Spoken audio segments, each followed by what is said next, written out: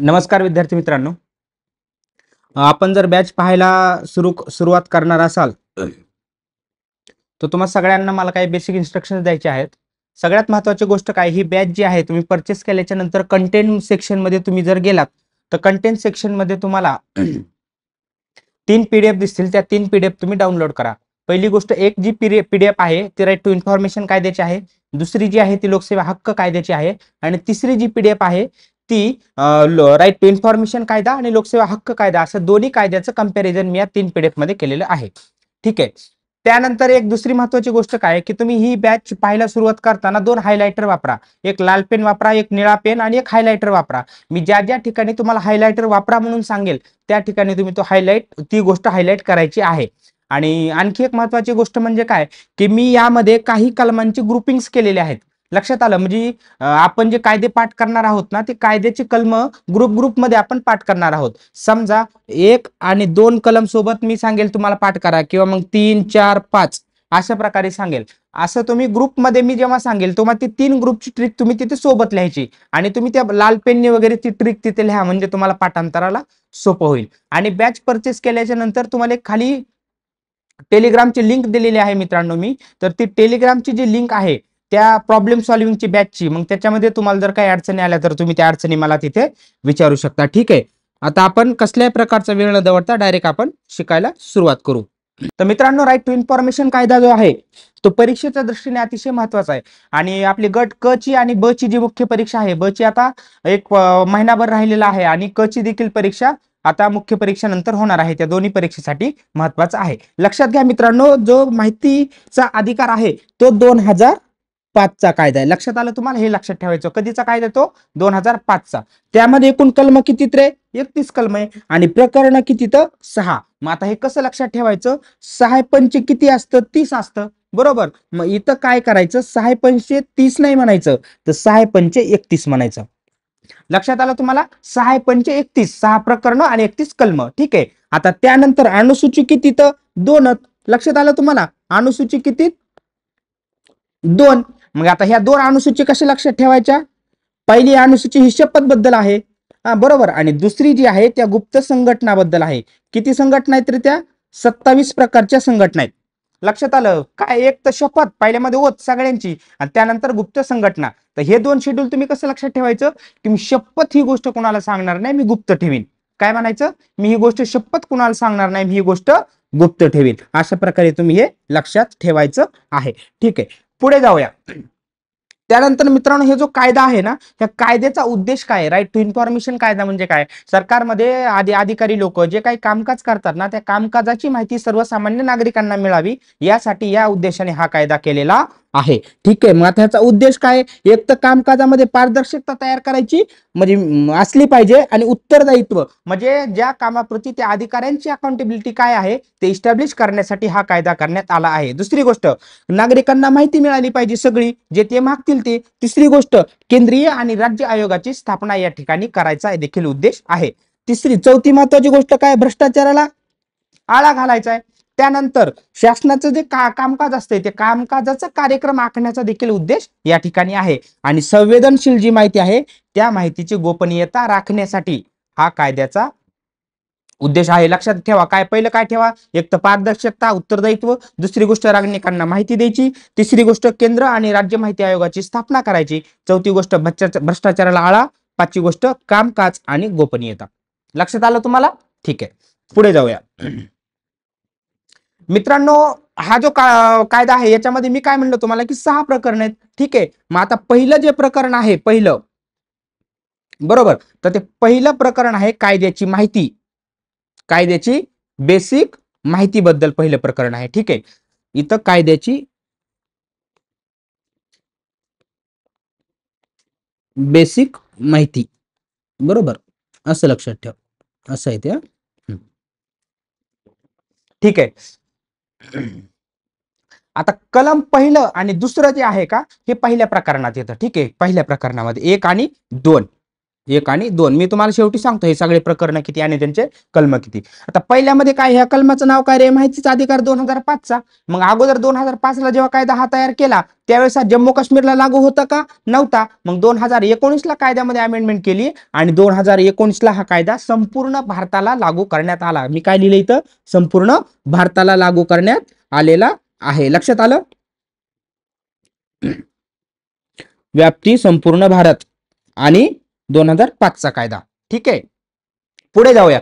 त्यानंतर काय आहे की हा जेव्हा कायदा तुम्ही म्हणजे अंमलात आणला गेला त्यावेळेस तो कायदा अंमलात आणल्या काही कलमांची ताबडतोब, लक्षात आलं, काही कलमांची जी अंमलबजावणी ताबडतोब झाली होती आणि उरलेले जे कलम आहेत त्यांची जी अंमलबजावणी आहे हे ऍक्ट पास झाल्याच्या 120 दिवसानंतर झाली होती. लक्षात आलं, 120 दिवसाला तुम्ही हायलाइट करा. ठीक आहे, आता पुढे बघा. आता हे जे कलम आहेत ना ते लक्षात कसे ठेवायचे, ह्या जोड्या करायच्या. ठीक आहे, 4 आणि 5 ह्या दोन्हीची जोडी करायची. लक्षात आलं. त्यानंतर 12 आणि 13 ची जोडी करायची. 4 5 12 13. त्यानंतर 15 16 24 हा स्वतंत्र वाचायचा आणि 27 आणि 28 असं लक्षात ठेवायचं. काय म्हटलो मी, 4 5 12 13 15 16 24 स्वतंत्र आणि 27 आणि 28. लक्षात आलं. 4 5 12 13 15 16 24 आणि 27 आणि 28. लक्षात आलं. हे जे कलम आहेत हे तात्काळ अंमलबजावणी झाली होती ह्या कलमांची आणि उरलेले जे कलम आहेत त्यांची 120 दिवसानंतर कायद्याची अंमलबजावणी झाली होती. ठीक आहे, दुसरी महत्वाची गोष्ट काय, कलम 2 मध्ये काय डेफिनेशन, पहिल्यात नाव दुसऱ्यात डेफिनेशन. आता दुसरं जे कलम आहे त्याच्यामध्ये एक गोष्ट लक्षात ठेवा मित्रांनो, ज्या व्याख्या ज्या असतात ना, व्याख्या तुम्ही इंग्लिशमध्ये पाठ करायच्या, कारण इंग्लिशमध्ये ते फार सोपे जातात. कारण इंग्लिशमध्ये जे असतात ना ते व्याख्या ABCD आणि त्या ABCDच्या सिक्वेन्सने त्या कायद्यांची जी रचना आहे ती कायद्यामध्ये केलेली आहे, म्हणजे त्या डेफिनेशनची जी रचना आहे ती कायद्यामध्ये केलेली असते. ठीक आहे, आता एक गोष्ट लक्षात घ्यावा, यामध्ये पहिली डेफिनेशन ही अप्रोप्रिएट गव्हर्नमेंटची तर आहे बरं का, अप्रोप्रिएट गव्हर्नमेंटची आहे. ठीक आहे, मग आता येच्या पुढे येच येणार कळलं. मग समजा ए नंतर बी जर असेल काही, समजा आता दुसरं इथं काय असेल बी, मग बी खाली येणार, सी ची डेफिनेशन खाली येणार, नंतर डी ची येणार. म्हणजे कळलं का, डेफिनेशन पण एबीसीडीच्या सिक्वेन्सने लावलेला असतात. त्यामुळे परीक्षेला जर काही प्रश्न विचारला तुम्हाला जर माहित नसेल डेफिनेशनचा, तर इकडची जी लाईन असेल तर त्याच साईडला ह्या डेफिनेशनची सिक्वेन्स लावून द्यायची. लक्षात आलं, त्याप्रमाणे तुम्हाला ते उत्तर मिळेल. ठीक आहे, आता पुढे बघा, याला अप्रोप्रिएट गव्हर्नमेंट. अप्रोप्रिएट गव्हर्नमेंट म्हणजे काय, समुचित शासन. मग समुचित शासनामध्ये एक तर येतं केंद्र शासन, दुसरं राज्य शासन, नाहीतर तिसरं युनियन टेरिटरी, किंवा मग ह्या सगळ्या तिघांनी स्थापित केलेलं प्राधिकरण. प्राधिकरण म्हणजे काय, आपल्याला काहीतरी म्हणजे सेवा देणार किंवा आपल्याला माहिती देणारा जे घटक असतो शासनाचा तो म्हणजे प्राधिकरण. ठीक आहे, आता बी मध्ये डेफिनेशन कशाची मित्रांनो, बी मध्ये डेफिनेशन आहे सेंट्रल इन्फॉर्मेशन कमिशनची. आता इकडे बघला का, इकडे लक्ष द्या. आणि सी मध्ये कशाची, सेंट्रल पब्लिक, इथं आहे पब्लिक इन्फॉर्मेशन ऑफिसर. एक गोष्ट लक्षात ठेवा, सेंट्रल इन्फॉर्मेशन आणि इथं सेंट्रल पब्लिक इन्फॉर्मेशन. आता सेंट्रल इन्फॉर्मेशन मध्ये सी नंतर आहे, मग इथं सी नंतर पी आहे, बरोबर. आता इन्फॉर्मेशन ऑफिसर पी नंतर आय परत आहे. लक्षात आलं तुम्हाला, म्हणजे एबीसीडीच्या सिक्वेन्स नुसार पुढे पुढे जायचं. म्हणजे आता किरण नावामध्ये के नंतर आय आहे ना, आणि समजा की वन असं जर असेल, इथं आर आहे, मग के आय सेम आहे, मग इथं आर आधी येणार आणि व्ही नंतर येणार, म्हणजे हे बी ला डेफिनेशन येईल आणि सी ला डेफिनेशन येईल. लक्षात आलं तुम्हाला, अशा प्रकारे डेफिनेशन असतात. आता इथं सेंट्रल इन्फॉर्मेशन कमिशनची स्थापना कुठं दिलेली आहे, बी मध्ये. त्याची काय, कलम 12च्या अन्वये स्थापित झालेला आयोग. लक्षात आलं. ठीक आहे, कलम सी मध्ये काय आहे की केंद्रीय जनमाहिती आयोग, बरोबर. जनमाहिती, इथं आयोग नाही, इथं अधिकारी आहे, जनमाहिती अधिकारी. लक्षात आलं, अधिकारी करा इथं, अधिकारी. ठीक आहे, आणि त्यानंतर कलम डी मध्ये काय आहे, सेंट्रल इन्फॉर्मेशन कमिशनर आणि इन्फॉर्मेशन कमिशनर. लक्षात आलं तुम्हाला. ठीक आहे, आता इथं काय लक्षात ठेवा, ए ला अप्रोप्रिएट गव्हर्नमेंट, बी ला कमिशन, बरोबर, सी ला पब्लिक इन्फॉर्मेशन ऑफिसर म्हणजे जनमाहिती अधिकारी, आणि 4 जे आहे डी ला सेंट्रल इन्फॉर्मेशन कमिशनर. लक्षात आलं, हे ला अप्रोप्रिएट गव्हर्नमेंट लक्षात ठेवा. आता इथं काय, कमिशन, जनमाहिती अधिकारी आणि कमिशनर. काय, कमिशन, जनमाहिती अधिकारी आणि कमिशनर. लक्षात आलं. ठीक आहे, आता पुढे जाऊया. आता ई जे आहे काही तर ह्या कंपेटंट नावांमध्ये ई आहे, कंपे ई. मग त्याच्यावरून मी लक्षात ठेवलं की कंपेटंट अथॉरिटी हे ई डेफिनेशन मध्ये आहे, म्हणजे सक्षम प्राधिकारी. लक्षात आलं तुम्हाला ह्याची डेफिनेशन कुठे आहे?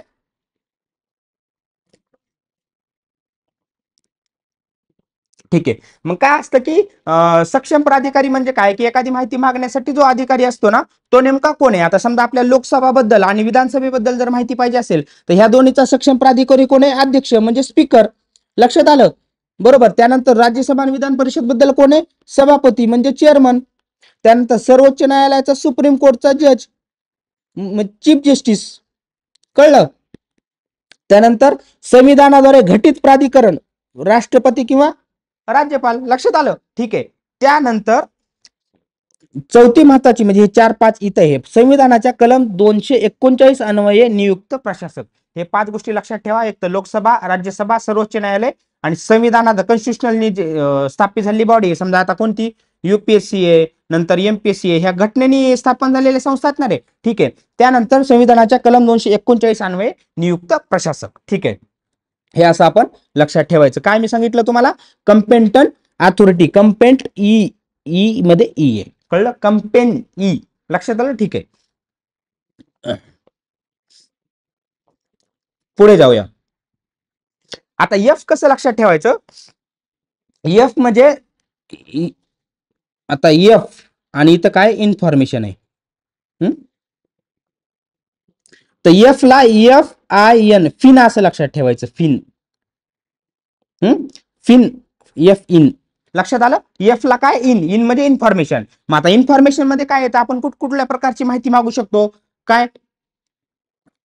तर आपण अभिलेख, अभिलेख म्हणजे रेकॉर्ड म्हणतात इंग्लिशमध्ये. तर दस्तावेज, कागदपत्र, सार्वजनिक व खाजगी प्राधिकरणाकडून मिळवता येणारी माहिती, खाजगी पण आहे लक्षात ठेवा. इलेक्ट्रॉनिक ईमेल स्वरूपातील सूचना, ज्ञापन, ज्ञापन म्हणजे काय? प्रकाशन, म्हणजे पेपरला छापायला दिलेली. नंतर अभिप्राय, नंतर रोजवह्या म्हणजे डेली डायरी असते ना, रेकॉर्ड्स आपल्याला हे करण्यासाठी. नंतर रिपोर्ट्स, नमुने आणि प्रतिमाने. हे जस्ट वाचून घ्यायचं, तुम्ही लक्षात ठेवायचं की ह्याच्यामध्ये काय काय येतं. परीक्षेमध्ये विचारू शकतात किंवा इन्फॉर्मेशन मध्ये काय काय येतं. मग ह्याच्यामध्ये एखादा वेगळा शब्द देतील, मग तुम्हाला तो वेगळा शब्द लक्षात आला पाहिजे. ठीक आहे. पुढे जाऊया. आता जी ची डेफिनेशन ही इतकी महत्वाची नाही, ती लक्षात ठेवली काय नाही ठेवली काय इतकं काही नाही. पण तुम्ही एच लक्षात ठेवा. एच. आता एच जे आहे ना, एच ची डेफिनेशन कशी लक्षात ठेवायची? एचपीचा गॅस असतो बघा, एचपीचा गॅस. लक्षात आलं तुम्हाला? एचपीचा गॅस. मग एचपीचा गॅस मध्ये काय? Public authority. पब्लिक अथॉरिटी म्हणजे काय? सार्वजनिक प्राधिकरण. लक्षात आलं? मग सार्वजनिक प्राधिकरण काय असतं? जे कॉन्स्टिट्यूशनने स्थापन केले किंवा संसदेच्या कायद्याने, राज्यमंडळाने स्थापन केले किंवा राज्यमंडळाच्या कायद्याने स्थापन केले. त्यानंतर समुचित, इथं शासन आहे बरं का, शासनाने, समुचित शासनाने स्थापन केलेलं कोणतंही प्राधिकरण, लोकल बॉडीज म्हणजे काय? स्थानिक स्वराज्य संस्था किंवा शासनाकडून फंडिंग होणारी एनजीओ. हे लक्षात ठेवा. शासनाकडून फंडिंग होणारी एनजीओ देखील पब्लिक अथॉरिटी मध्ये येते. लक्षात आलं तुम्हाला? ठीक आहे.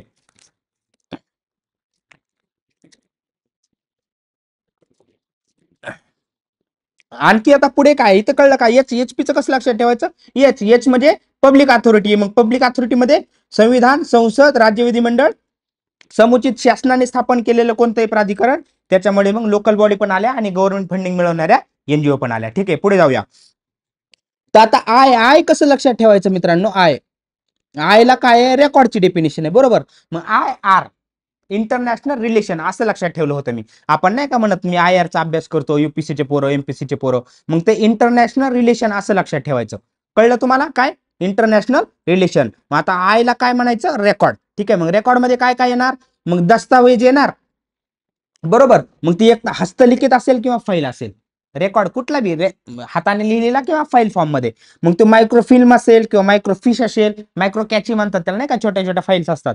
किंवा मग झेरॉक्स कॉपी असेल. बरोबर. मग एखादा मायक्रोफिल्म मधली झेरॉक्स कॉपी असेल किंवा संगणकाद्वारे तयार केलेलं साहित्य असतं नाही का, कॉम्प्युटरवर आपण पीपीटी वगैरे तयार करतो, त्या मग फॉरवर्ड करतो. लक्षात आलं? अशा प्रकारच्या सगळ्या गोष्टी या रेकॉर्ड मध्ये येतात. ह्या 4 गोष्टी लक्षात ठेवायच्या. आणि वरचं माहितीची पण हे कुठं गेले? ठीक आहे. हे सगळं आपण लक्षात ठेवायचं, माहितीची आणि रेकॉर्डची.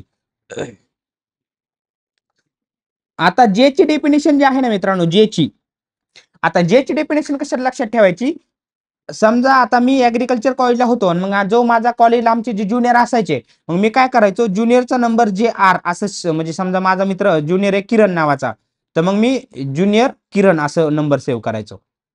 ठीक आहे, म्हणजे जे आर लक्षात आलं, कसं लक्ष ठेवायचं, जे आर असं लक्षात ठेवायचं. काय लिहिलं मी तर जे आर असं लक्षात ठेवायचं. मग हे जे ची डेफिनेशन कशी लक्षात ठेवायची, ज्युनियरचे राईट, काय ज्युनियरचे राईट, लक्षात आलं. ठीक आहे, मग आता एक गोष्ट लक्षात ठेवा, सार्वजनिक प्राधिकरणाकडे असलेली माहिती मिळवण्याचा अधिकार, काय जे मध्ये कशाची डेफिनेशन आहे, माहिती अधिकाराची डेफिनेशन आहे, परंतु सार्वजनिक प्राधिकरणाकडे असलेली माहिती मिळवण्याचा अधिकार हे जे मध्ये आहे, फार महत्वाचं लक्षात ठेवा. मग त्यामध्ये काय, एखादं काम, दस्तावेज, अभिलेख यांची पाहणी करता येईल. एक दुसरी गोष्ट, त्याच्या नोंदी ज्या असतात त्या टिपण्यात त्याही माहिती घेता येईल. त्यानंतर सामग्रीचे प्रमाणित नमुने पाहता येतील. Diskit, floppy, tape, video cassette स्वरूपातील माहिती मुद्रित प्रतीत म्हणजे झेरॉक्स स्वरूपात सुद्धा मिळवता येऊ शकते, किंवा मग तुम्ही पेन ड्राईव्हने पण तुम्ही घेऊ शकता. लक्षात आलं. ठीक आहे, इथं वरती काय मी सांगितलं तुम्हाला, बी ला कमिशन आहे, त्यानंतर सी ला पब्लिक इन्फॉर्मेशन ऑफिसर आहे, त्यानंतर सी ला काय commissioner. Commission, public information officer आणि commissioner. Commission, public information officer आणि कमिशनर. ठीक आहे, ह्या तिन्हीची जोडी करा, मग तुम्हाला लक्षात येईल. बीसीडी ची जोडी करा, बीसीडी. ठीक आहे, त्याचप्रमाणे केंद्राचा आयोग होतो. इथं काय आहे की के एल एम, ह्या तिन्हीची जोडी करा. मग के मध्ये काय दिलंय की राज्याच्या आयोगाची डेफिनेशन दिली, जो की 15(1) नुसार स्थापन केला जातो.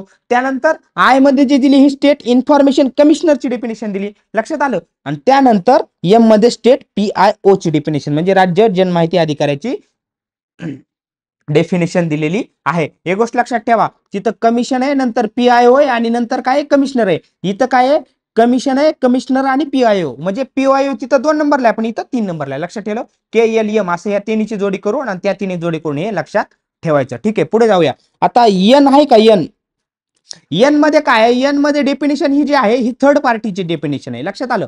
मग आता थर्ड पार्टी कसं लक्षात ठेवायचं मित्रांनो, एन आता थर्ड पार्टीची डेफिनेशन जी आहे मग एन मध्ये दिली. मग एन लक्षात ठेवा, काय कसं लक्षात ठेवायचं, नो थर्ड पार्टी. लक्षात आलं. आता मग थर्ड पार्टी म्हणजे काय असतं मित्रांनो, समजा मी आता एक किरण नावाचा विद्यार्थी आहे, व्यक्ती बरं का, मी नागरिक आहे. मग मला माहिती घ्यायची आहे आमच्या का किरण बरं का, हा झाला पहिला व्यक्ती. हा मग त्याने मी काय, मला तहसील कार्यालयातून माहिती घ्यायची. तहसील झालं हे सार्वजनिक प्राधिकरण, कळलं. मग मी काय सांगितलं की मला उत्पन्नाचा दाखला, सॉरी, मला तहसीलमध्ये ह्या वर्षी किती लाखांची कामं झाली त्याची माहिती द्या. मग तहसील काय म्हणतं, ह्याची माहिती आमच्याकडे नाही, आम्ही ती माहिती कुठं, जिल्ह्याच्या, बीड जिल्ह्याच्या ठिकाणाहून घेतो आणि तुम्हाला सांगतो. कोणाकडून, डेप्युटी कलेक्टर कोण. लक्षात आलं. किरण हा पहिला व्यक्ती झाला, त्याने माहिती कुणाला मागितली, तहसीलला, पण तहसीलकडे ती माहिती नाही. मग ते काय म्हणले, आम्ही डीसी कोण, डिस्ट्रिक्ट कलेक्टर कोण घेऊन, डेप्युटी कलेक्टर कोण घेऊन तुम्हाला देतो. म्हणजे हा जो डिस्ट्रिक्ट कलेक्टर आहे हा झाला थर्ड पार्टी. माहिती मागतो म्हणजे मी मागतो, कोणाला मागतो त्याला माहितो, हे दोन लोकातला व्यवहार आहे ना. मग तिसऱ्या व्यक्ती कोण जर माहिती घेऊन तो व्यक्ती मला देत असेल तर ते झालं थर्ड पार्टी. लक्षात आलं तुम्हाला थर्ड पार्टी काय. ठीक आहे, पुढे जाऊया. आता इथे आपलं पहिले प्रकरण संपलंय. आता दुसरं जे प्रकरण आहे ना ते मित्रांनो, ते माहितीचा अधिकार, शासकीय प्राधिकरणाची आबंधनं किंवा कर्तव्य. इथं कर्तव्य लिहा. लक्षात आलं, कर्तव्य, शासनाचे काय कर्तव्य आहेत बाबा. ठीक आहे, यामध्ये काय आहे की मग आता हा तिसरं जे कलम आहे, चौथं कलम आहे आणि 5वं कलम आहे, ह्या 3 कलमांची जोडी करायची. लक्षात आलं काय, 3, 4 आणि 5 ची जोडी करायची पाठ करताना. हा, मग ते पाठ कसं करायचं, ROJ असं पाठ करायचं. ठीक आहे, आता मी सांगतो. आता 3 मध्ये काय दिलंय, राईट टू इन्फॉर्मेशन आहे, बरोबर, म्हणजे माहितीचा अधिकार आहे.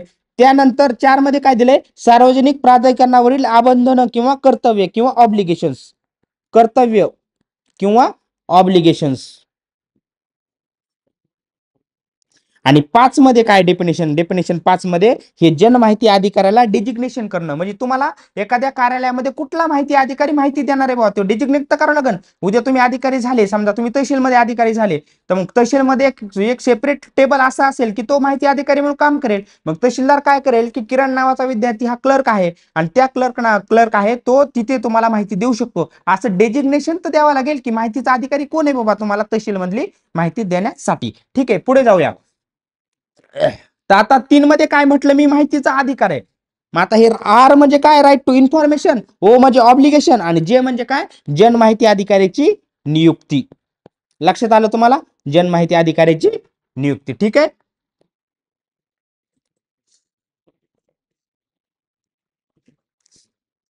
आता राईट टू इन्फॉर्मेशन जो कायदा आहे तो सगळ्या नागरिकांना बहाल आहे.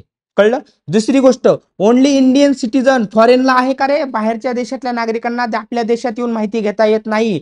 तसं जर असतं तर मग दुसऱ्या देशातले लोक आपल्या देशातली माहिती घेऊन त्यांच्या देशाला देते ना रे, आपल्या देशाला धोका निर्माण होऊ शकतो. लक्षात आलं. ठीक आहे. आणि दुसरी आणखी एक तिसरी महत्वाची गोष्ट काय, की येणारा अर्ज करू शकत नाही. इथं आलिया भट अर्ज करल का, नाही करता येणार. आलिया भट ही आपली भारताची सिटीजन नाहीये. लक्षात आलं. किंवा जे नॉन रेसिडेंट इंडियन्स असतात ना, येणार आहे, जे भारतात राहत नाही, त्यांचे पूर्वज इथं राहिलेले आहेत किंवा जन्म झाले आहे त्यांच्या वडिलांचा वगैरे, त्यांना इथं अर्ज करता येत नाही. ठीक आहे. आणखी एक महत्वाची गोष्ट, फार महत्वाची आहे, प्रत्येक राजकीय पक्षाने सार्वजनिक माहिती अधिकारी नेमावा. समजा आता राष्ट्रवादी असेल तर राष्ट्रवादीने एक सार्वजनिक माहिती अधिकारी नेमावा लागेल. पॉलिटिकल पार्टीला त्यांच्या त्यांच्या पक्षाची माहिती मी लोकांना देण्याकरिता एक सार्वजनिक माहिती अधिकारी नेमावा लागेल. असं कारण पॉलिटिकल पार्टी ही सार्वजनिक प्राधिकरण कलम 2B च्या अंडर येते. लक्षात आलं. ठीक आहे. 2B काय बघा आता इथे पुढं,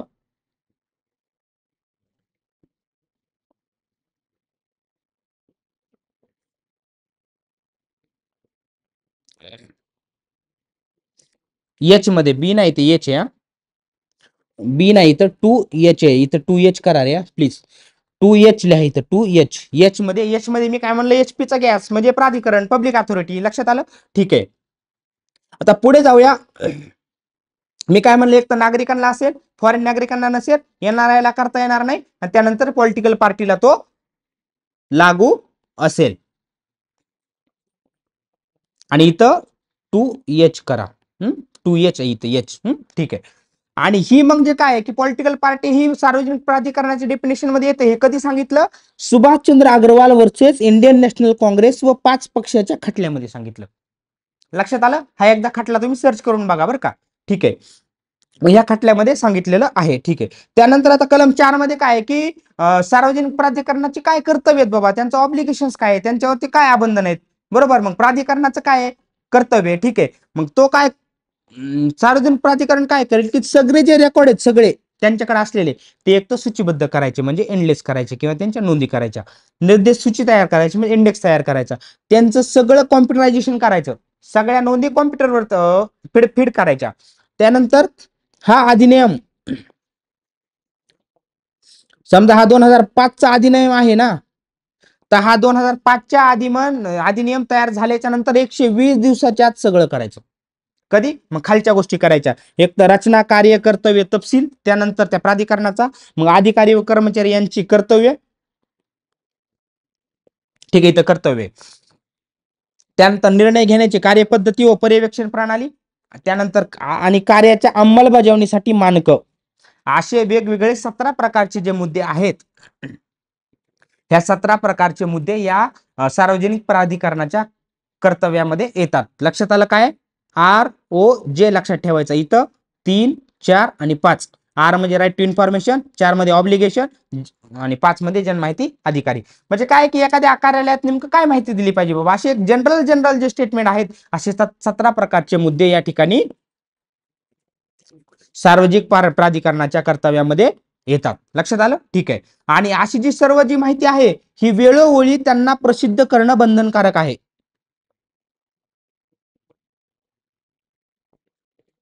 लक्षात आलं. ठीक आहे. पुढे जाऊया.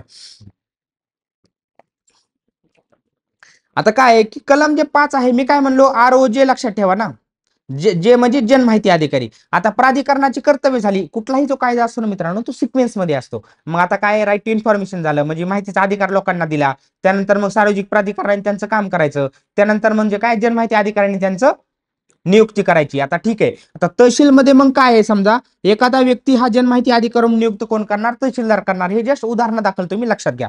आता काय आहे की सार्वजनिक प्राधिकरण हे 100 दिवसाला तुम्ही हायलाइट करा मित्रांनो, हे फार महत्वाचं आहे.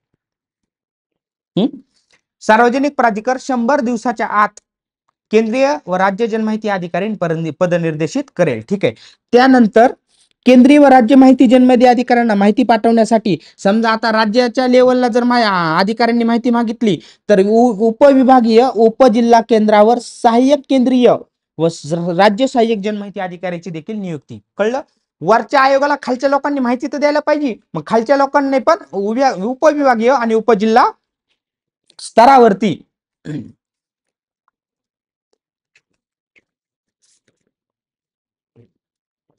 केंद्रीय सहाय्यक जनमाहिती अधिकारी देखील पदनिर्देशित करता येतील. एक गोष्ट लक्षात घ्या, जर एखादा अर्ज अपील सहाय्यक जनमाहिती अधिकाऱ्याकडे दाखल केल्यास कालमर्यादेत एकूण 5 दिवसांची वाढ केली जाते. आता तुम्ही सांगा, समजा तुम्ही राज्य माहिती आयोगाकडे सॉरी एखाद्या केंद्रीय जन्म माहिती अधिकारी किंवा राज्य जनमाहिती अधिकाऱ्यांकडे माहिती मागितली, बरोबर.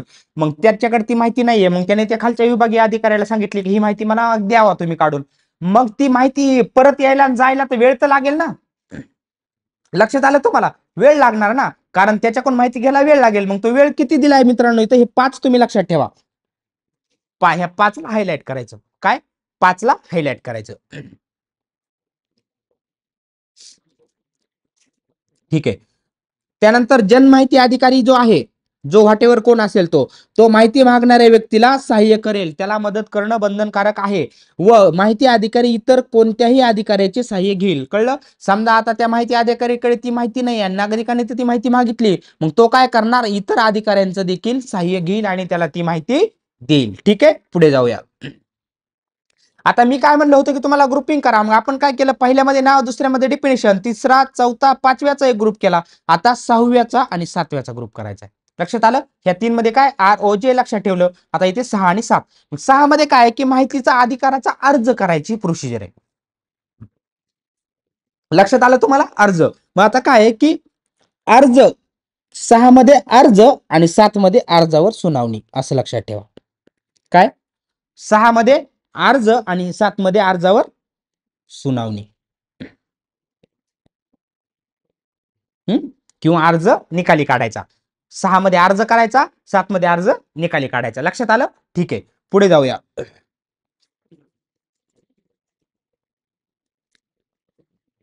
आता कलम 6 मध्ये काय अर्ज करायचं, काय अर्जाची भाषा काय की एक तर इंग्रजी पाहिजे, नाही तर हिंदी पाहिजे, नाही तर राज्याची राज्यभाषा पाहिजे. लक्षात आलं? इंग्रजीमध्ये करू शकतो, हिंदीमध्ये करू शकतो किंवा राज्याची राज्यभाषेमध्ये करू शकतो. ठीक आहे. मग अर्ज करायचा तुम्हाला तो एक तर लेखी स्वरूपामध्ये करावा लागेल किंवा इलेक्ट्रिक ईमेलच्या स्वरूपामध्ये पण तुम्ही तो करू शकता, म्हणजे इलेक्ट्रिक फॉर्म मध्ये. मग आता तो काय, इथे सगळ्यात महत्त्वाचं इथे लिहा बरं, इथे लिहायचं राहिलं, इथे तोंडी भाषेमध्ये अर्ज करू शकत नाही. लक्षात आलं? तोंडी भाषेत आपण अर्ज करू शकतो का? नाही. ठीक आहे, म्हणजे एक गोष्ट लक्षात घ्या. आणि दुसरी काय आहे खाली की अर्ज करणाऱ्या व्यक्तीला संपर्काशिवाय, म्हणजे त्याला कसा संपर्क साधायचा, त्याशिवाय इतर कोणतीही वैयक्तिक माहिती त्या अधिकाऱ्याला मागता येणार नाही. किंवा तुमचा वैयक्तिक नंबर द्या, तुम्ही कोणत्या, म्हणजे आता काय त्याला कॉन्टॅक्ट करायचा आहे ना, समजा काही अडचण आली तर तो तेवढीच माहिती मागणार जी त्याला कार्यालयीन भाषेसाठी योग्य आहे, तेवढीच. त्या अर्ज करणाऱ्या नागरिकाची वैयक्तिक माहिती त्याला मागता येणार नाही. ठीक आहे. आता माहिती व माहितीचा भाग अन्य सार्वजनिक प्राधिकरणाचा संबंधित असेल, कळलं का, थर्ड पार्टीला जर थर्ड पार्टी नाही, जेव्हा वेगळ्या सार्वजनिक प्राधिकरणाच्या संदर्भात जर असेल तर अशा अर्जाचं हस्तांतरण किती दिवसात करायचं? 5 दिवसात करायचं. या 5 ला हायलाइट करा. लक्षात आलं काय की समजा मी तहसीलला माहिती मागितली, तहसीलकडे माहिती नाहीये, मग तो काय करणार, डिस्ट्रिक्ट कलेक्टरकडून घेणार, मग ती माहिती डिस्ट्रिक्ट कलेक्टरकडे जाण्यासाठी आणखी 5 दिवसांचं हस्तांतरण असलं पाहिजे. 5 लक्षात ठेवा, 5 लक्षात ठेवा, इथे हायलाइट करा असं मोठं. ठीक आहे, पुढे जाऊया. मी काय म्हणलं, 6 मध्ये अर्ज, 7 मध्ये अर्ज निकाली काढायचा. तर मग अर्ज निकाली काढताना काय आहे की 2 प्रकारच्या गोष्टी आहेत. आता हे इथं 1 आहे आणि ही इथं 2 आहे, हे नंतर हे असे लक्षात ठेवा. तर काय जर अर्ज तुम्ही केला आणि त्या अधिकाऱ्याला प्राप्त झाला, मग त्या अधिकाऱ्याला जर कळलं की ही जर माहिती ज्या व्यक्तीने मागितलेली आहे ती जी जीवित आणि स्वातंत्र्याच्या जर संबंधित असेल तर अशी माहिती 48 तासाच्या आत द्यायची. 48 तासाला हायलाइट करा. लक्षात आलं? 48 तास आताच्या द्यायची. आणि जर मग अन्य परिस्थिती असेल, म्हणजे समजा साधं कुठलंही कारण किंवा एमपीसीच्या आयोगाचं आपल्याला किती जागा आल्या तो राज्यसेवेचे हे मागायचंय, तर मग आयोग काय करणार, 30 दिवसात माहिती देणार. पण तुम्ही जर अर्ज केला की मी आता उद्या माझं समजा माझ्या जीवावर बेतलंय, आता मला तुम्ही एका दिवसात माहिती दिली पाहिजे, नाही तर असं असं माझ्या स्वातंत्र्याशी संबंधित काहीतरी माहिती आहे, मग ते काय करणार आयोग 48 तासाच्या आत ती माहिती तुम्हाला देणार. एक तर काय लक्षात ठेवायचं,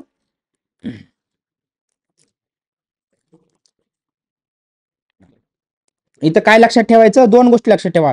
एक तर 48 तास आणि अन्य गोष्टीसाठी 30 दिवस आहे बरं का, इथं दिवस तास नाही. लक्षात आलं? ठीक आहे. त्यानंतर आता काय की एखादी गोष्टी जर माहिती जर मागितली आणि त्याने जर वेळेत दिली नाही ना, वेळेत दिली नाही, तर मग विनंती नाकारली. समजा मी आता अर्ज केला आणि त्यांनी मला कळलं की 30 दिवसात तो देणार आहे, त्यांनी दिली नाही, मग जर त्याने 30 दिवसात माहिती नाही दिली तर याचा अर्थ काय की त्याने आपली माहिती बाबा नाकारली, आपली माहिती फेटाळली, आपला अर्ज फेटाळलाय. ठीक आहे. आता काय की समजा माहितीच्या अर्जाची जी फी आहे, समजा व्हॉट एव्हर फी, त्या व्यतिरिक्त ज्यादा खर्च जर आला कुठला दुसरा, तर तो खर्च अर्जदार देईल. कळलं? फी भरण्याचा जो कालावधी आहे तो 30 दिवसातून काढला जाईल, हे लक्षात ठेवा. त्याला हायलाइट करा.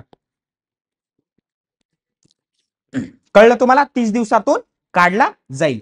ठीक आहे. आता एखाद्या व्यक्ती जर अपंग असेल तर अपंग व्यक्तीला सर्व सहाय्य करायचे, सर्व अपंग व्यक्तीला, विकलांग व्यक्तीला सर्व सहाय्य करावं लागणार आहे. त्यानंतर माहिती छापील किंवा इलेक्ट्रिक स्वरूपात जर द्यावी पाहिजे जर असेल, किंवा एखादा व्यक्ती म्हणतो नाही मला पेनड्राईव्ह मध्ये द्या, मला झेरॉक्स नको, तर त्याला मग वेगळी फी द्यावी लागेल. आणि जर एखादा व्यक्ती जर बीपीएल असेल, म्हणजे बिलो पॉवर्टी लाईन जर असेल, तर त्या व्यक्तीकडून फी घ्यायची नाही. लक्षात ठेवा, बीपीएल कोण फी नाही. आणि पण त्या बीपीएल व्यक्तीला तो बीपीएल असल्याचं सर्टिफिकेट द्यावं लागेल. म्हणजे नाही काय पिवळं रेशन कार्ड आपलं, ते दाखवलं तरी तुम्हाला माहिती मिळेल. ठीक आहे, पुढे जाऊया. तर काय आहे की एखादी माहिती जर थर्ड पार्टी,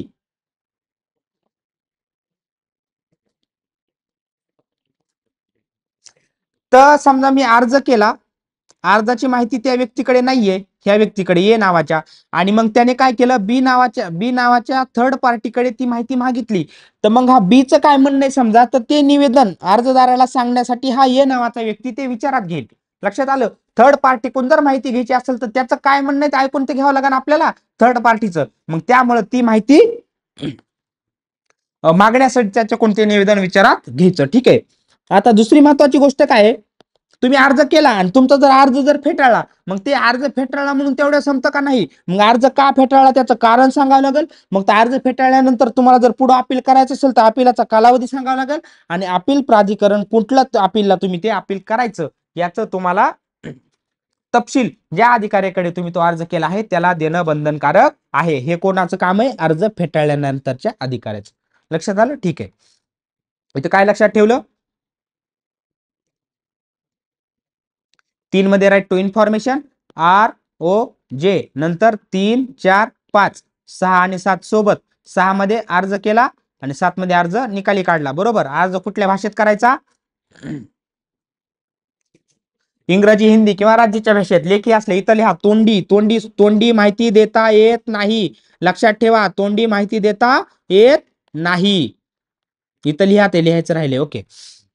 मग आता काय, 6 मध्ये अर्ज, 7 मध्ये अर्ज निकाली काढायचा. निकाली कसा काढायचा, जीविताच्या संबंधित असेल तर 48 तास, आणि जर इतर ह्याच्यामध्ये असेल तर 30 दिवसाच्या आत माहिती द्यावी लागेल. ह्या दोन्हीला हायलाइट करा.